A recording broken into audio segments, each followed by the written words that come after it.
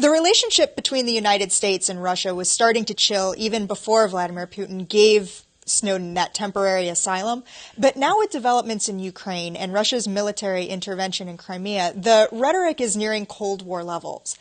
But today, unlike decades ago, the Kremlin has direct access into American homes through Russia Today, a state-funded cable news channel with a distinctly Russian point of view.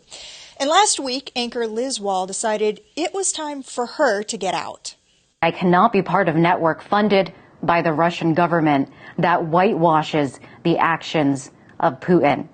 I'm proud to be an American and believe in disseminating the truth, and that is why, after this newscast, I'm resigning.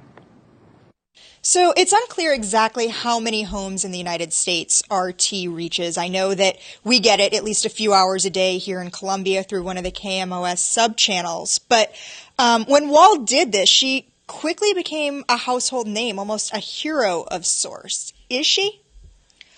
I don't know that she's a hero. I think she's discovered something that those of us on the scholarly end of the business have known for a very long time, that regardless the nationality that from which your content originates, whether it's American or French or Middle Eastern or Chinese, is going to have a substantive and subtle influence on how you cover the news.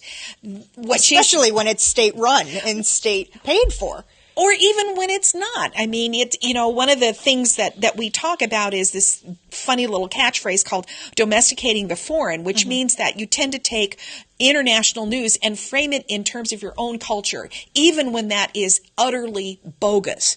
So in a way, she's discovered an academic truth here. I think the way that she responded to it was, maybe was maybe a little bit immature. This might have been one of those things that she might have been better off fighting from the inside out. But again, that's my judgment. It doesn't have to match hers. Well, you also have to take into account that she's an American and she grew up in America and she's on a Russian state-backed television station. So for her to come out this way, the first thing that the Russians did, which they did, is basically discredit her and her American background. So I think, when you start looking at it from that perspective, you kind of go like, well, wait a minute. You could see this coming. Now, if it had been a Russian citizen doing this on the station, now that's big news. And practically defecting on the air. Exactly. There is a link on our links blog that viewers and listeners can go and read themselves. It's the news director's response. And you said she pretty much went through and discredited Liz Wahl's response there. Since leaving CNN, Larry King has a connection with RT now. What is that?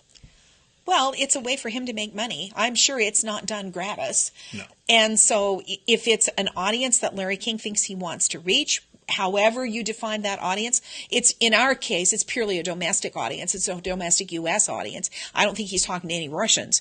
Then he can choose to keep that or not. I mean, one of the things about this new media world is it you who define your content, or does your organization be the entity that gives you the prestige?